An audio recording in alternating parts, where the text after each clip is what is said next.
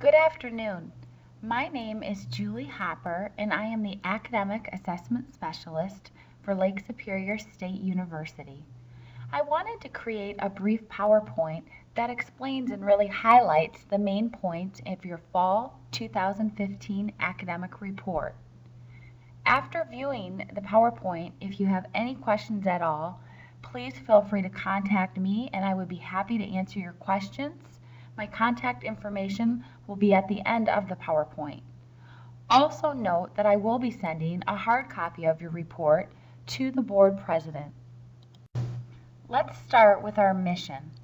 Lake Superior State University will provide oversight and support to its authorized charter schools to provide high quality and diverse educational opportunities for their students and to qualify them for acceptance into post-secondary programs. If I had to summarize this, really our mission at Lake Superior State University is college readiness for all of the students that attend our charter schools. What is college readiness? Students are considered college ready when they earn a composite score of 21 on the ACT.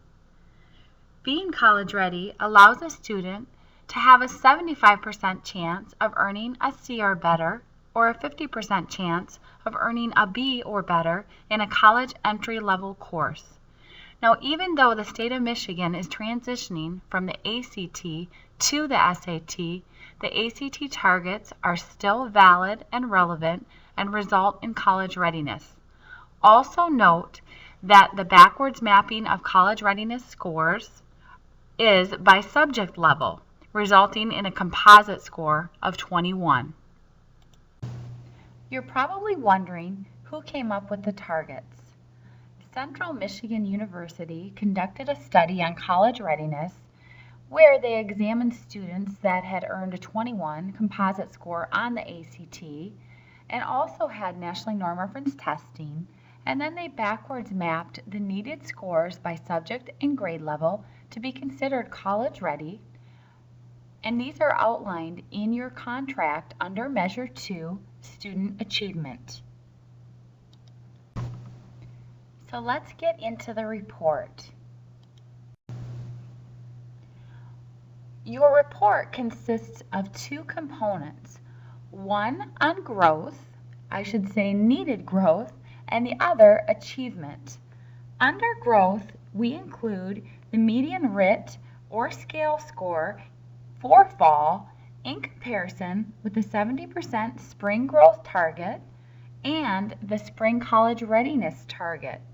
We also include the median RIT or scale score in comparison to the fall, winter, and spring college readiness target. Under achievement, we include the percentage of 3+ year or cohort students that were at or above the fall college readiness target, as well as the median fall achievement by grade level and then overall academy in comparison to the fall target. Let's do an example of how we calculate growth. Meet Jane. Jane scored a 100 on her fall math assessment. Let's say that the spring college readiness target for Jane in math and for her grade level is 200. We would expect Jane to gain 70 points between fall and spring. We determine that by taking the 100-point difference between 100 and 200, and then we take 70% of that, which gives us an even 70 points. Now Jane is an overachiever, and it looks like she scored a 225 on her spring math assessment. This means that her actual growth was 125 points, and we determined that by taking her spring score of 225, and we simply subtracted that from her fall score of 100. Now we just do a simple division.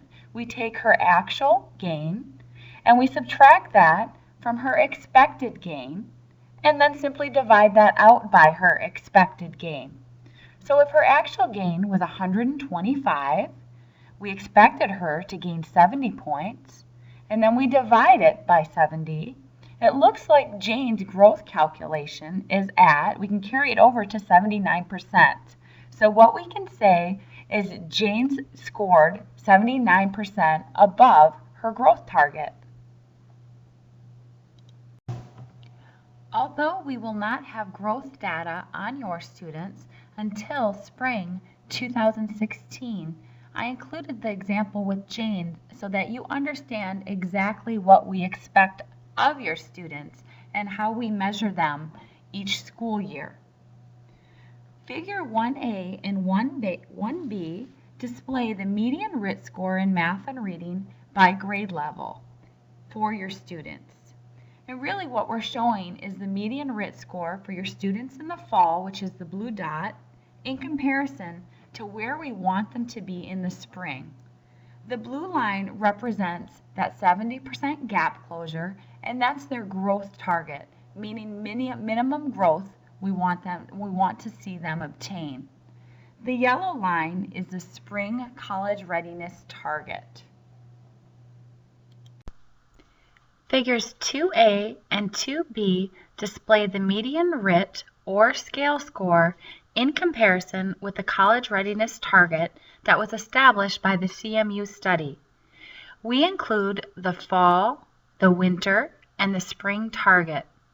The fall target is represented by the burgundy line, the winter target by the blue line, and the spring target by the yellow line.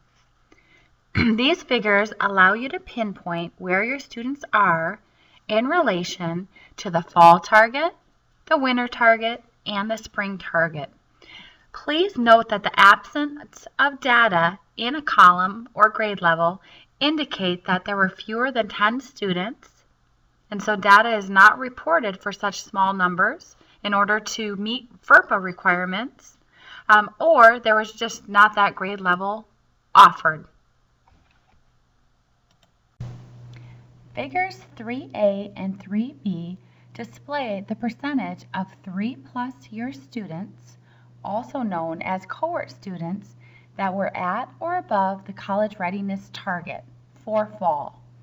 Data is displayed for both math and reading, and grade level and overall academy average percentages are presented.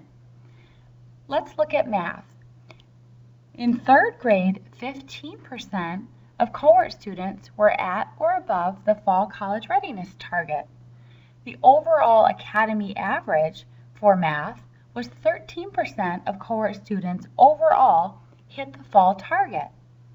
In reading, 25% of 7th graders were at or above the fall college readiness target, with an academy overall percentage of 13% of cohort students at or above that target.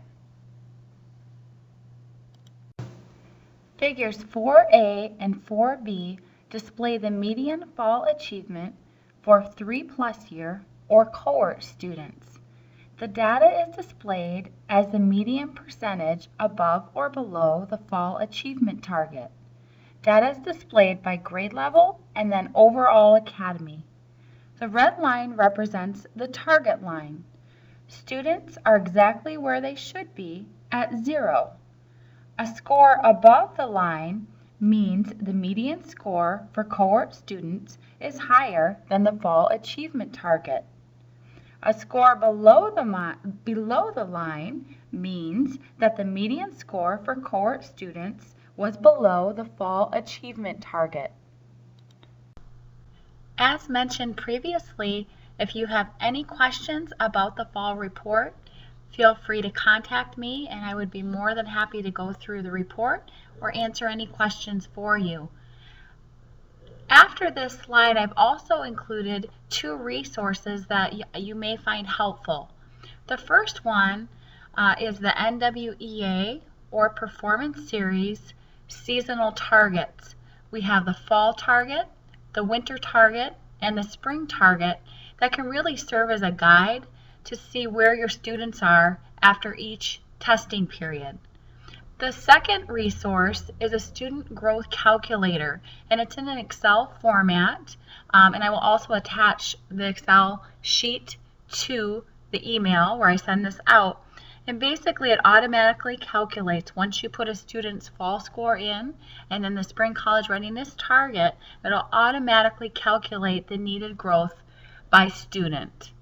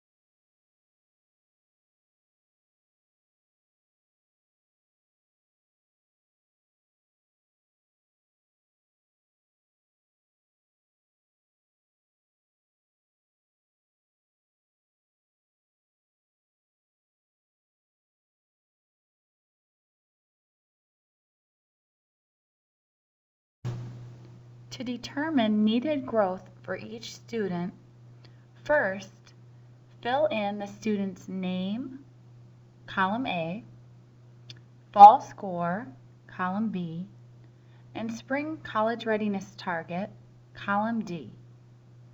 Second, click on the growth cell, column C. From that point, go into the right upper hand corner and click on Fill. Then select Down, and the growth target will automatically be calculated.